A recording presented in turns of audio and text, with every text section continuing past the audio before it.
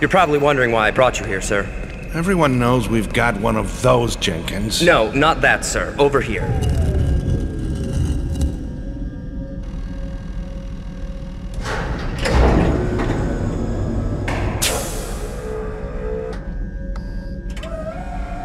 We found them playing it inside the ship. Good God! Well, were you able to retrieve any information from it? That's what I need to show you, sir.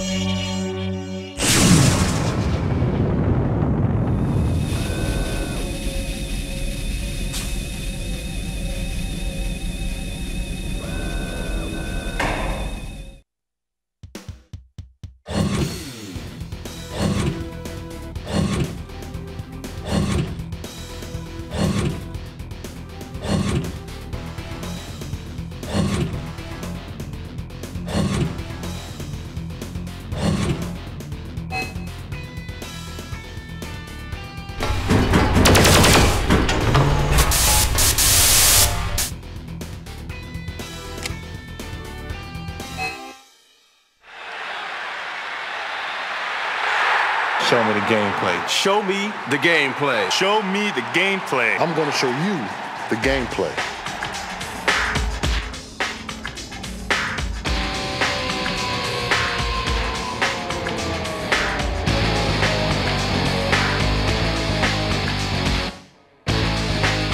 They want to get the players' feedback. They want to get their interest. They want to go as far as to get their movements. So now when somebody plays a game, they're playing a simulation of an actual football game.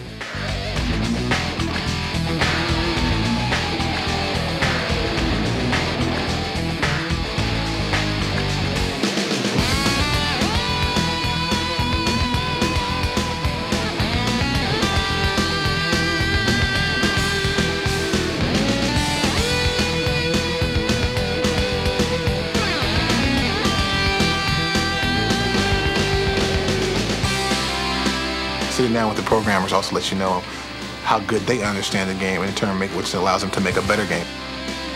So obviously a lot of work goes into it, a lot of preparation.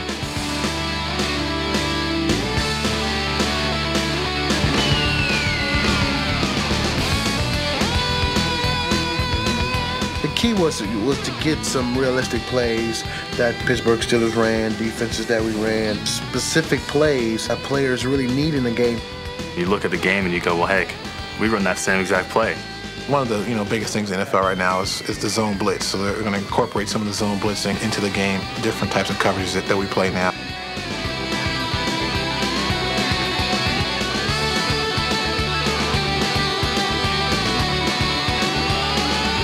Show me the gameplay.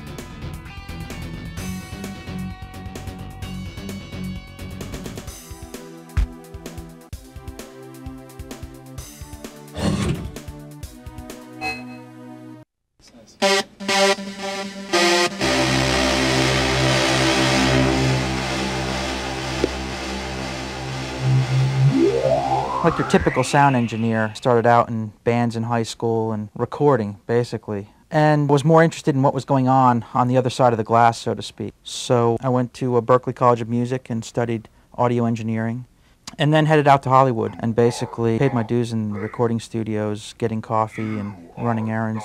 I started out doing some consulting for some video game companies. And then the opportunity here at Sony presented itself to build a recording studio, to build this facility, to do what I needed to do. A big part of my job here is sound evangelist, to go around to the producers and be involved from the beginning of the project. They're realizing how important a piece of the puzzle sound is and talk to them about, what are their goals for this project? What would they like it to sound like? We go over a style guide, what movie soundtracks, what albums do they really like, and I take that information back and look it over and go through it and then get as close as I possibly can. No, I've got a few people that help me out. There's not enough hours in the day. I've got a guy named Nate Brenholt, who is an amazing sound designer. He can do amazing things with an oscillator. He can usually be found in his office doing a typical laser blast, gunshots, footsteps, explosions, except his are always a little bit huger, a little bit bigger than everyone else's.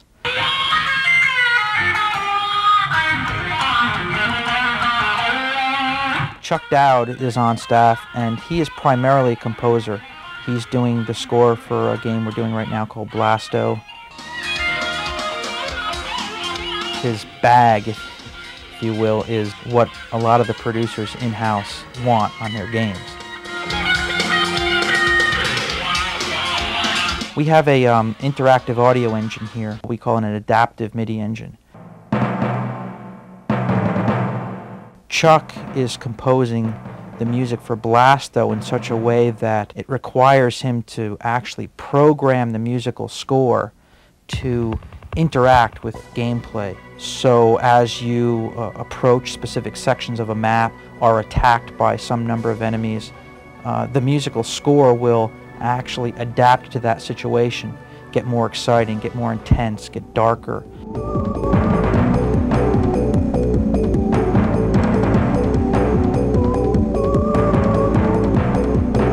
You know, if you're just roaming around exploring, it'll get much more moody and just ethereal. And to the point where if you roam around long enough, the music will actually stop for a while, which is actually even more dramatic, because then when you come around a corner and there's an enemy, you'll get this explosive music will enter back in.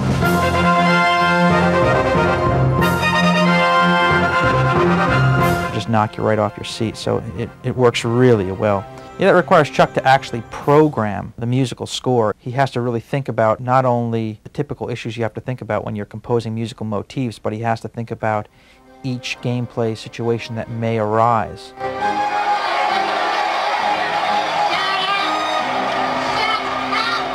It's amazing how it affects gameplay, how it really just punctuates the emotion.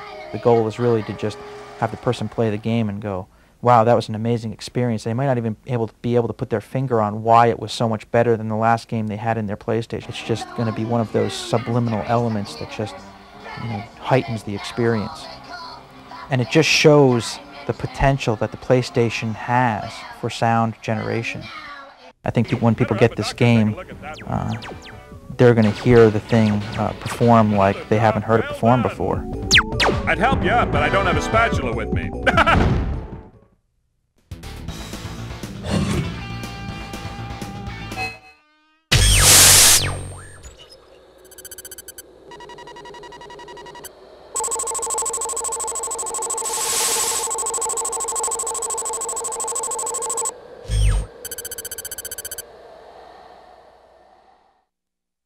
Grab a mop, there's gonna be guts on the ceiling.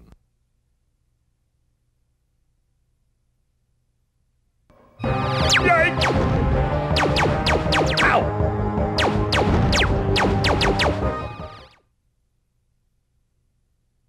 He's basically a parody of 1930s superheroes, Flash Gordon, Buck Rogers, that kind of thing, but also with an element of the cartoon side. We just wanted this superhero who was very overconfident and believed in himself so much it was ridiculous. Oh, I'm good. I guess if you were to take, say, Duck Dodgers, Powdered Toast Man, and Dirty Harry and like throw them into a blender, you'd come out with Liquid Blasto. He's a cosmic custodian and these aliens are tracking up his floor. I guess that's how you could put it.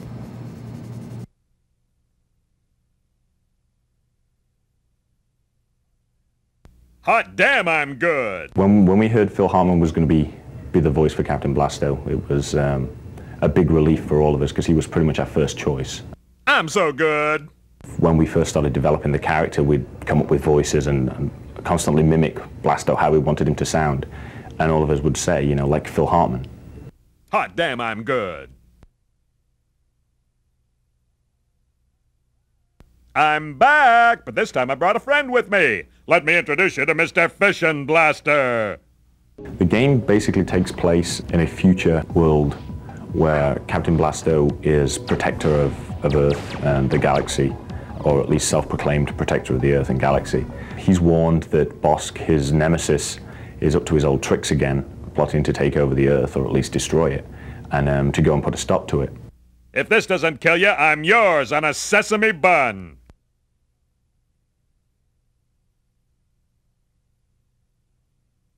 Ouch, I'd say mankind is up crap creek without a spooge hammer. And now I've got to clean it up. You look at our game, and it looks like a cartoon. It's like a 3D cartoon, and I don't think there's been the quality animation in a game yet. We decided to have the levels work seamlessly with one another, because video games that had been done before are always very linear and level-based. We didn't want to do that. We wanted it to be that, you know, he would walk seamlessly from level to level to level and be able to go back. Ooh, now that's gotta hurt.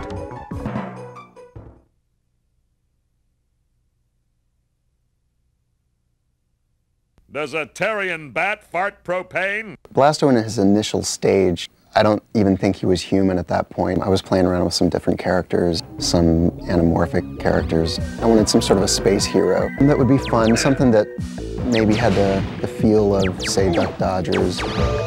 Better have a doctor take a look at that one. Because I really, really love that stuff. But then eventually tried to work it into more of a humanoid type character. Damn, got you all over my shoe. We felt that the personality in the character could really add a lot to a game that we were wanting to do, which was this 3D roaming free environment. So the three of us, you know, pushed around a few ideas with this personality.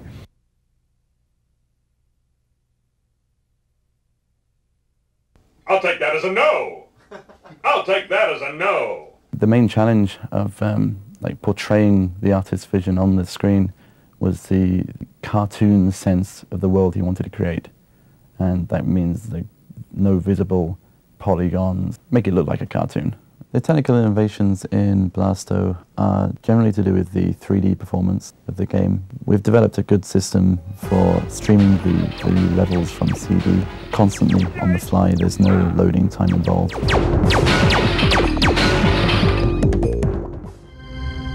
Uranus is littered with extra crispy bad guys. You might want to send somebody up there to hose the planet down. Either that or have a bake sale.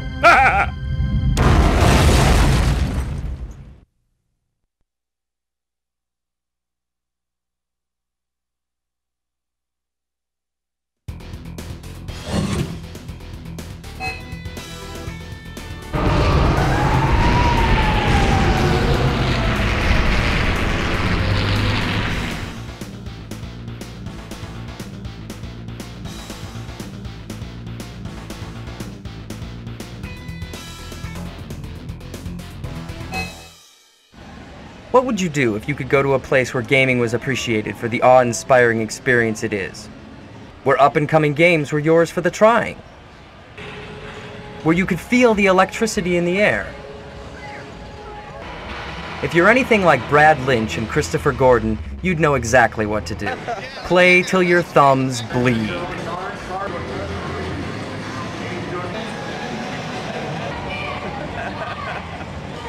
Brad and Christopher are two PlayStation Underground members who happen to live near Atlanta, the site for this year's E3, the world's largest gaming show. E3, also known as the Electronic Entertainment Expo, annually brings together top interactive companies. In fact, over 400 exhibitors from around the world participated in E3 this year. Excitement was contagious there, and at the center of it all was the PlayStation.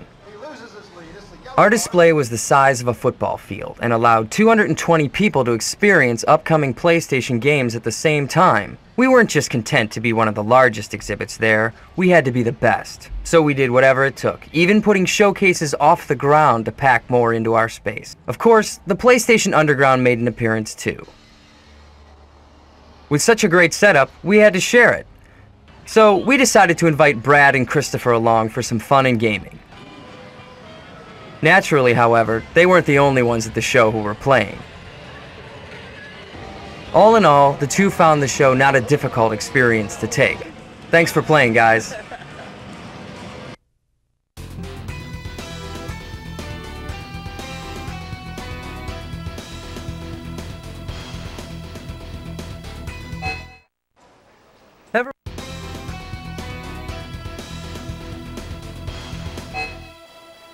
Ever wonder what video gaming is like in Japan? The PlayStation Underground flew over to Tokyo to attend Japan's premier video game show and to check out the gaming atmosphere in the land of the rising sun.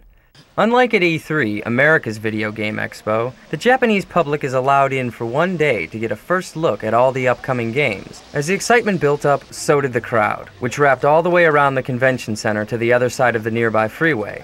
Quite a turnout. When the doors open, the rush for the games is on. The Tokyo Game Show is like E3, but only about half its size. However, nearly all of the major video game manufacturers are represented.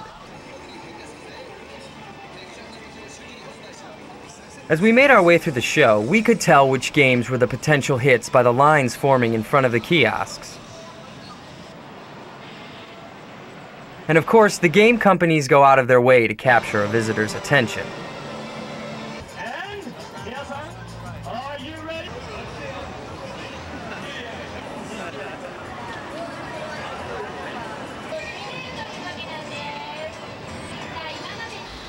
After the show, we decided to do a little game shopping and check out gamers in their natural habitat. In Tokyo, there is no better place to do that than in the Akihabara district, a 1 square mile shopping area that is to consumer electronics in Japan what Rodeo Drive is to fashion in Beverly Hills. You can get a game fix right on the street. Our conclusion, here at the center of the PlayStation universe, almost everyone is a player. And in Japan, like everywhere else, the #1 system in gamers' hearts and minds is PlayStation.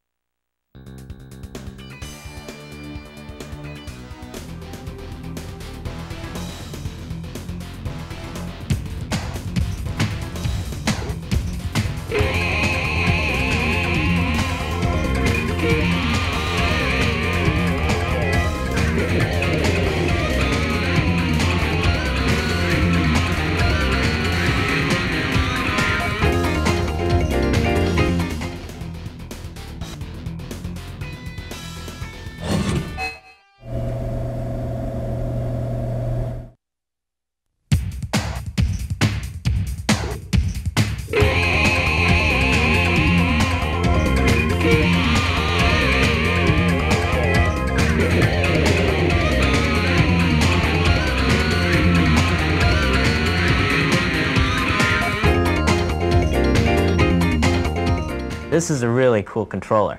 It really has a lot of flexibility in the sense that, as in previous games you've created, they supported digital. What we have with the analog is you're able to now fluidly control your game in many different ways.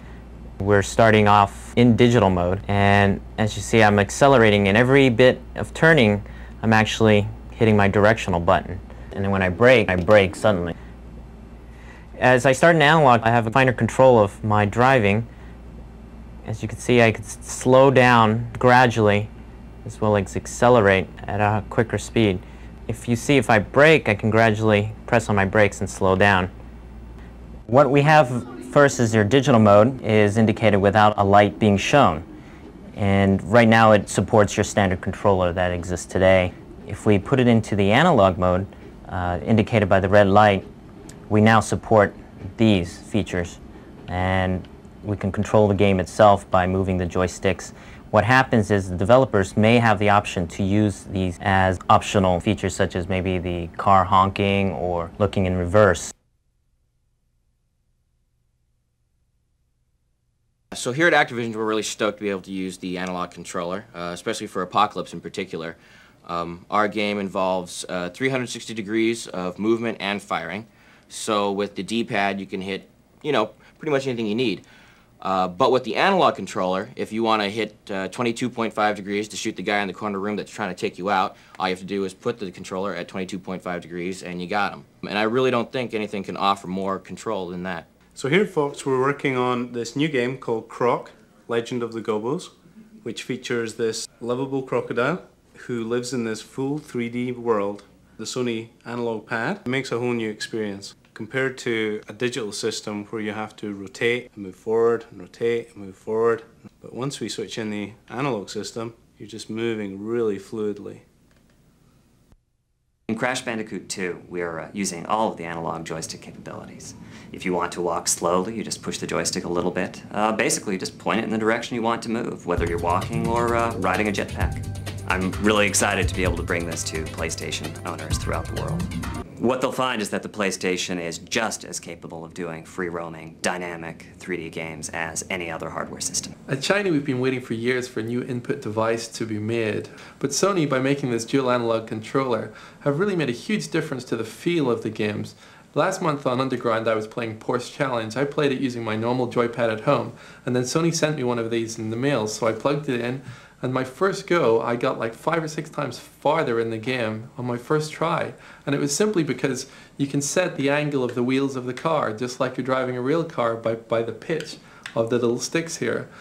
The analog controller allows you, the player, the ability to have finer control in your game, not just on and off, but all the points in between.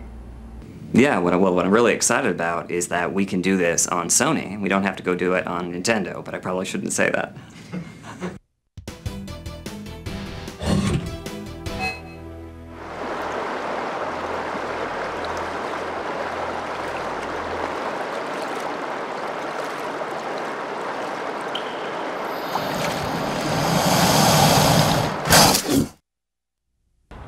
How are those black PlayStation CDs made?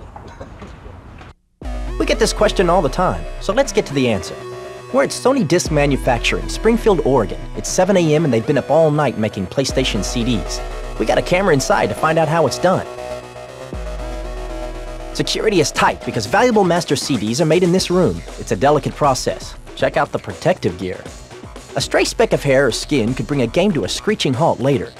Your game came from a developer on a special gold CD as a series of zeros and ones, offs and ons. A laser reads this pattern, then flashes off and on to burn it into a glass master disc treated with photosensitive film. The disc is rinsed. The parts of the film that have been exposed by the laser wash away, leaving a series of pits and bumps in a track. This track is so narrow that a single strand of your hair would cover 40 of its rings. A laser in your PlayStation reads the track, and computer chips convert the zeros and ones into the graphics and sound of your game. The actual CD starts here as a handful of plastic pellets. They get melted. The hot plastic flows into a stamper where it's pressed with the track of your game. Black ink is added to the plastic to give the CD its distinctive, cool, PlayStation-only look. This also helps protect the CD from illegal copying. A thin aluminum coating allows the laser to reflect off the track and read it. And another machine makes sure there are no defects. Not all CDs make it. This material wasn't quite right. It's headed for recycling. Next, artwork is added through screens, one color at a time.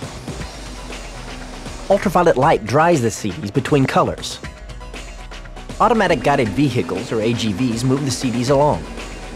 They help a staff of just 375 employees turn out over 6 million CDs a month. That includes games, computer CDs, music CDs, and more for all kinds of companies.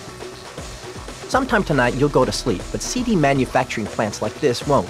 And somewhere, hot plastic is flowing, people walk around in shower caps, robots are on the move, and the next hot new game for PlayStation is headed your way.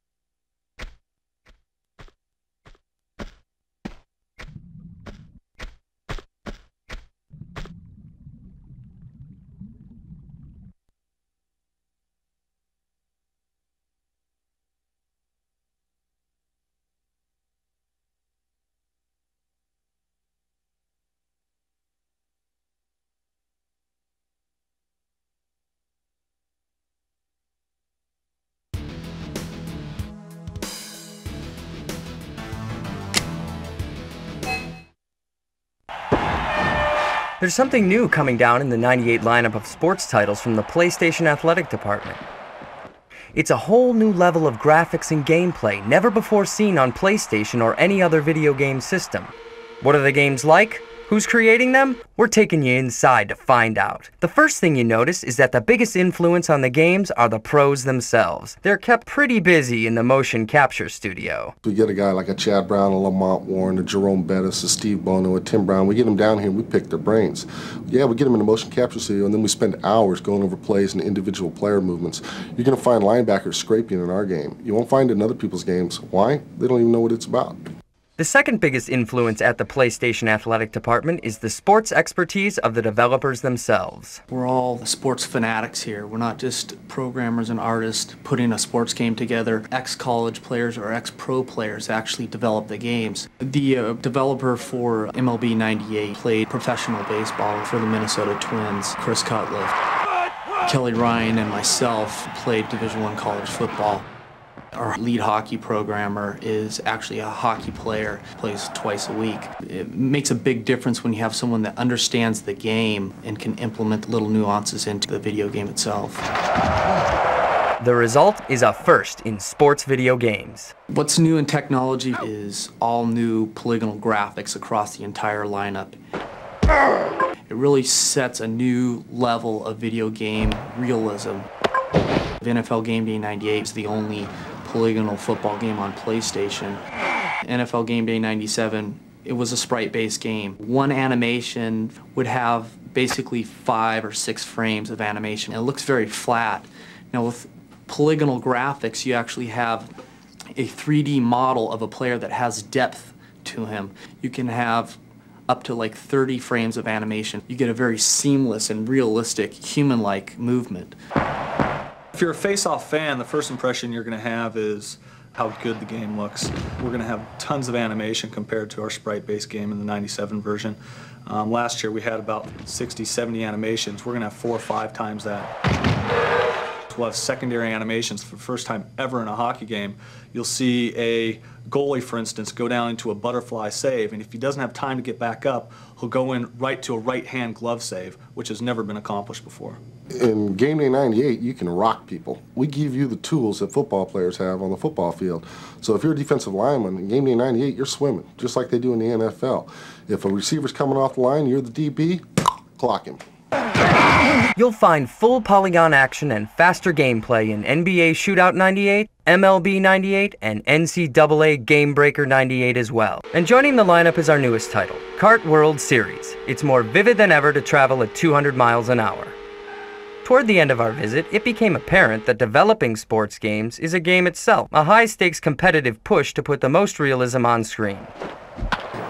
PlayStation Athletic Department is the leader. We're on the cutting edge of not only graphics, but gameplay. Over the past couple years, we've implemented gameplay features like swim moves in a football game, forearm shivers, one-handed catches, total control passing, the first time you could lead or underthrow receivers, icon passing, the first innovative passing mechanism that we implemented in NBA Shootout 97. These up the level of gameplay experience, and you can see it. Even our competition has seen to what level we've gone to in terms of gameplay, and now they're all mimicking us. We found developers here fanatical about pushing for more advances, and the harder they play, the more you win.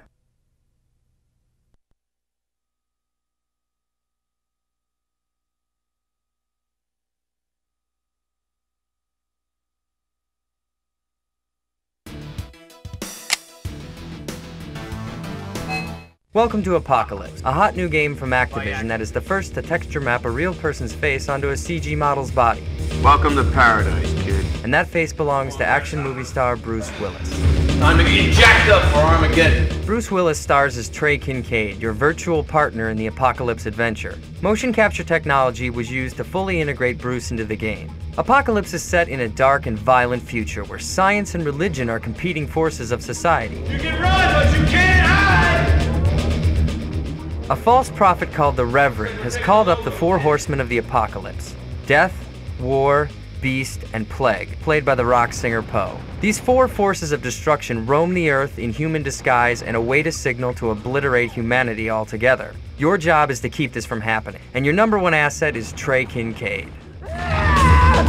Of course, saving the world has never been an easy job. In order to make you feel completely absorbed into the world of Apocalypse, new techniques were used to heighten the game-playing experience. By taking a motion capture approach, Bruce's actions were digitized and could be manipulated for a variety of moves. Dynamic, or intelligent camera technology adjusts the camera to the best angle for the current play. Bruce's input in every step of the process has also added a considerable amount to the game. Light him up.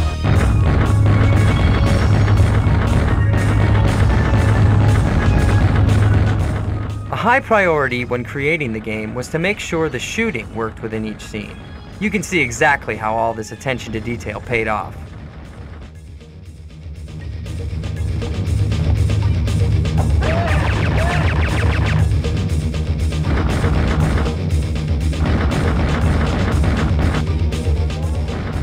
One thing is for certain, enter the world of Apocalypse and you'll never want to leave.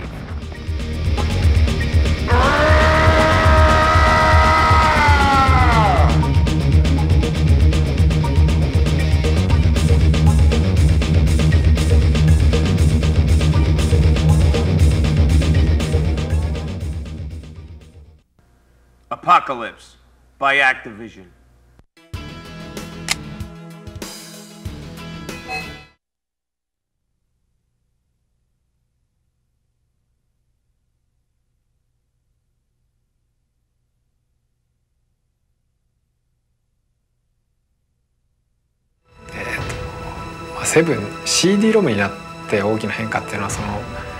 The most significant difference to us was capacity.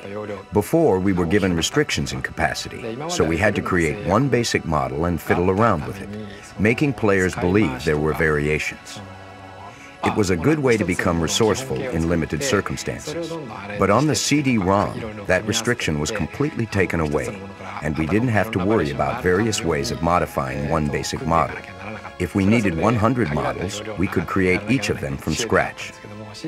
The basic concept you have when creating RPGs is to imitate the real world and create a fictional world within the game. We have followed that concept in previous versions of this series, but technically, we had to use one basic model in different ways, or use a world symbolized specifically for game use. Now it is much easier for us to achieve our original goal. We can now express more of the real world in the game.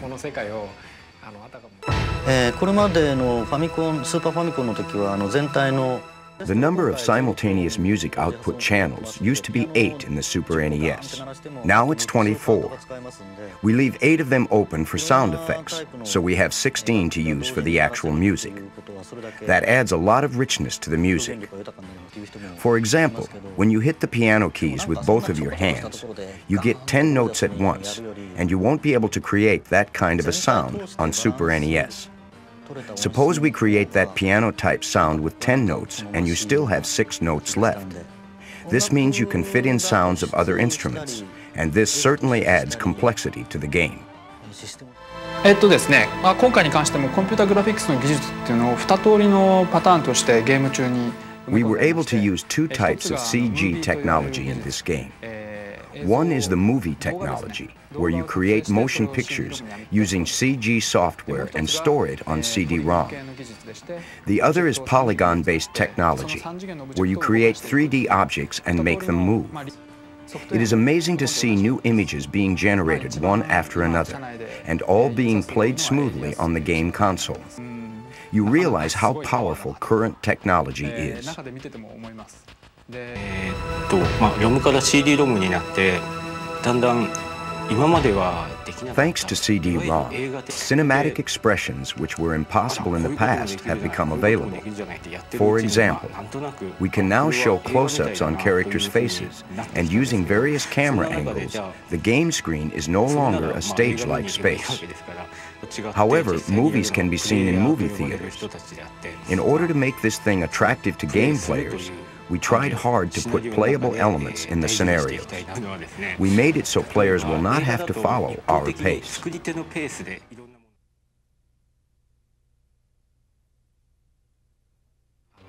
今まで、特にゲームとしての感触なんですけども。In previous games, there were big differences between ordinary scenes and special effects scenes, and they were arranged in a certain order. The players would accept that as an established style and take for granted characters going through monotonous map scenes and then special effects being used in highlight scenes. They understood it as the grammar of the games, especially RPGs. We tried to break that understanding. For example, even in map scenes, the characters won't just move horizontally, but special, sometimes thrilling effects are added. In highlight scenes, we didn't make it too elaborate so that it will excessively stand out from the other scenes. The players will enjoy the flow of the game from the beginning through the ending, without noticing any intervals or arranged orders.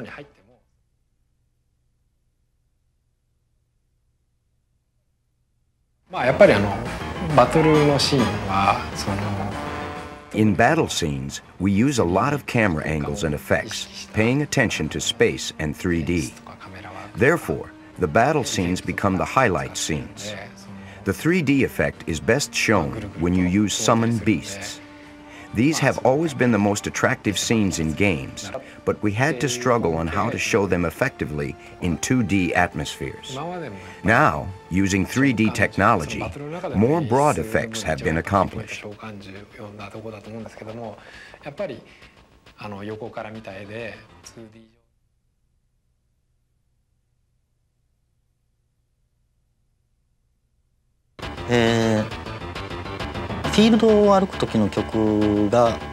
The music in the field scenes, which is where the character walks around, has a unique flavor that no other RPGs had in the past. We intentionally eliminated the up-tempo, inspiring, rousing type of feel, meant to encourage you to embark on a journey that usual RPGs have. Instead, some parts of the music will rise melodiously. Some parts will make you feel insecure, therefore creating various expressions within the same field of music. I assume players will get a different feel from it compared to previous RPGs.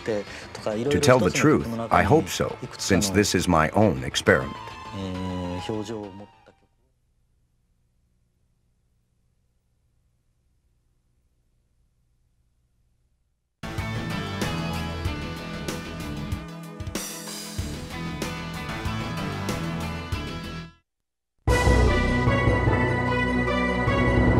Let's rock! Ah! Ooh, now that's gotta hurt. Oh, I'm good. Yikes! Phone that home, E.T. Better have a doctor take a look at that one. Another job well done. I'd help you up, but I don't have a spatula with me.